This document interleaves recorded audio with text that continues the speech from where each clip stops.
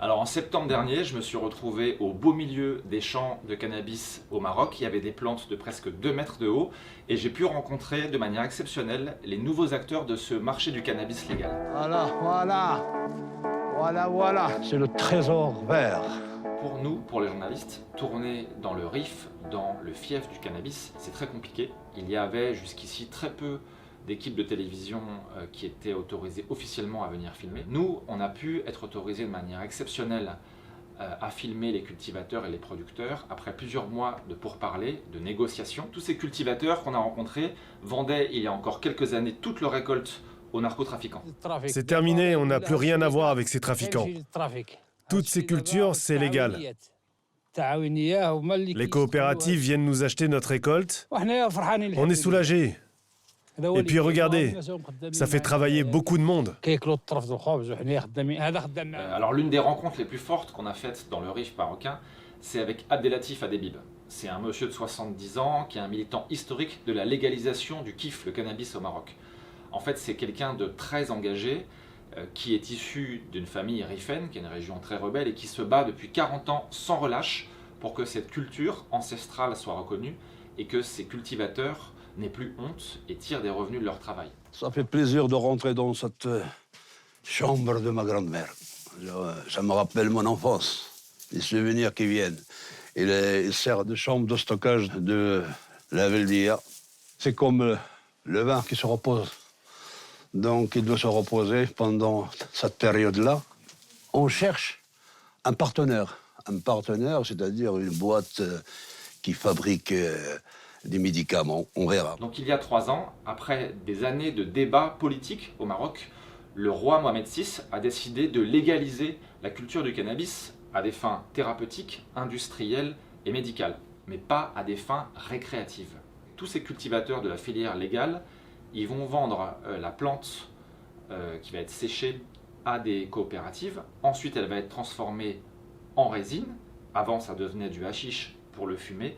Maintenant, cette résine, elle va devenir des huiles de CBD, de l'après-shampoing, du shampoing, des crèmes, ou alors des médicaments. Des médicaments qui vont soigner les douleurs liées à la maladie de Parkinson, à la sclérose en plaques, au cancer ou à la maladie d'Alzheimer, par exemple. Ça suscite un espoir considérable au Maroc parce que le marché du cannabis thérapeutique, il est très porteur, il est estimé à 60 milliards d'euros. Et donc, nous, on a pu rencontrer les acteurs de ce nouveau marché légal. Je vous emmène dans l'antre secrète. C'est le Saint des Saints. C'est l'unité qui est 100% dédiée à tout ce qui est recherche et développement sur le cannabis thérapeutique. Donc c'est ici que nous avons mis au point et les matières premières et le produit fini. Donc là, ici, nous avons l'extrait de cannabis sous forme de résine. Absolument. Ensuite, ici, c'est l'extrait qui est purifié, qui va rentrer ensuite dans la fabrication du médicament. Qui se présente sous la forme d'une solution buvable. Le laboratoire vient de mettre au point un médicament 100% marocain contre l'épilepsie à base de cannabis. Les ingénieurs chimistes ont réussi à enlever les effets psychotropes de la plante pour n'en conserver que les vertus médicinales. Pour la plupart des gens, le cannabis, c'est nocif, c'est une drogue. Absolument. Il a été très longtemps diabolisé, le cannabis, parce qu'il était inscrit sur la liste des substances dangereuses. Aujourd'hui, on reconnaît qu'elles ne sont pas à mettre au même niveau, le cannabis, que l'opium ou que d'autres substances qui, elles, sont addictives, qui, elles, peuvent même faire des overdoses. Vous ne faites pas d'overdose avec du cannabis. L'idée, c'est quand même de lutter contre le narcotrafic, d'assécher le marché illégal et de reconvertir toutes les cultures illicites en cultures licites. Le Maroc tente un pari révolutionnaire, en finir avec le trafic, en misant sur ce que le pays qualifie déjà de trésor vert. Le Maroc et le cannabis, c'est une longue histoire. Si parmi vous, il y en a qui consomment du cannabis, de la beuh ou du hashish, alors il y a de fortes chances qu'elles proviennent du Maroc. Ce qu'il faut savoir, c'est que le Maroc cultive cette plante depuis des siècles. Ça se passe dans la région du Rif, dans le nord du pays. C'est une région qui est réputée pour être rebelle, qui est pauvre, qui est vallonné et qui est assez isolé en fait du reste du pays. Et à entendre les habitants de cette région, c'est la seule culture qui pousse. Cette culture, elle fait vivre des centaines de milliers de familles dans le Rif. Nous, les saisonniers, on survit vraiment grâce à cette plante. C'est ce qui nous permet de manger. Notre avenir dépend entièrement du cannabis. L'énorme paradoxe au Maroc, c'est que la consommation et la production de cannabis sont officiellement interdites. Pourtant, le Maroc est le premier producteur mondial de cannabis avec 55 000 hectares de culture de cannabis illégale. Jusqu'à très récemment, jusqu'à il y a 3 ans, les cultivateurs de cannabis n'avaient d'autre choix que de vendre toutes leurs récoltes aux narcotrafiquants. Ils vivaient dans la clandestinité. Ils étaient précaires, ils tiraient des revenus assez faibles, ils arrivaient à peine à faire vivre leur famille. Aujourd'hui, on estime que les cultivateurs de la filière légale sont payés 3 fois plus qu'au marché noir. Il y a un prix minimum garanti de 75 dirhams le kilo. Par exemple, on a filmé un cultivateur dans le nord du Maroc qui a 3 hectares. Si sa récolte est bonne, il pourrait tirer jusqu'à 30 000 € pour 6 à 8 mois de travail pour faire vivre toute une famille. C'est beaucoup mieux qu'avant. Ces cultivateurs peuvent afficher fièrement leur statut de cultivateur agréé par l'État. Il ne risque plus de poursuites judiciaires. Donc pour les cultivateurs, c'est une révolution, c'est un changement énorme. Moi, je circule où je veux, quand je veux. Regardez, mon champ de cannabis pousse juste au bord de la route. J'ai plus rien à cacher. Néanmoins, ce changement, il prend beaucoup de temps. Parce que les cultivateurs dans le Rif, ils sont historiquement très méfiants envers tout ce que fait l'État. Ils sont précaires, ils sont pauvres.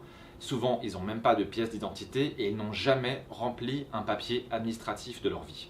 Ils ne vont pas spontanément aller s'enregistrer auprès de l'agence d'État, l'ANRAC, qui régule le cannabis légal. À l'heure où je vous parle, la plupart des cultures de cannabis au Maroc sont toujours dévouées au marché illégal, au marché noir. Aujourd'hui, pour vous donner un ordre de grandeur, on estime à 3000 tonnes la quantité de hashish qui est exportée illégalement chaque année du Maroc vers l'Europe. Ce serait seulement 300 tonnes qui seraient produites légalement dans les cultures du cannabis marocain, donc 10 fois moins. Il y a de fortes chances pour que le cannabis qui est consommé en France, qui est vendu sur les points de deal en France, vienne toujours du Maroc.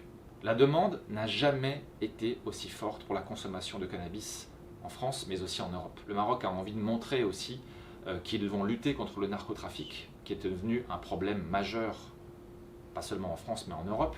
Aujourd'hui, il ne se passe pas un jour sans que vous entendiez parler de règlement de compte, de violence par rapport au narcotrafic. Il y a eu beaucoup de pression de la part de l'ONU, de la part de la France envers le Maroc. Et donc ils ont plutôt envie de montrer aux télévisions françaises comme la nôtre qui font des efforts, qu'aujourd'hui le Maroc est plutôt sur la bonne voie, qu'ils vont devenir des bons élèves et qui sont en train d'essayer de reconvertir en fait toute cette filière illégale en filière légale. Beaucoup d'acteurs de ce nouveau marché espèrent qu'un jour le Maroc va légaliser le cannabis à des fins récréatives pour le vendre par exemple à l'Allemagne ou à d'autres pays qui ont légalisé en Europe, mais ce n'est pas le cas aujourd'hui. C'est un peu une question qui fait débat là-bas au Maroc parce que le marché récréatif, c'est le marché le plus important économiquement avec le marché thérapeutique. Peut-être qu'un jour, on pourra en Allemagne fumer du cannabis légalement qui aurait été importé du Maroc.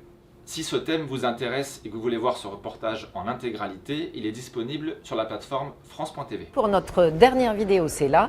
Et puis si vous aimez vraiment Envoyé spécial, abonnez-vous, c'est là. Pour plus de contenu encore, allez sur nos réseaux sociaux, X, Instagram ou TikTok.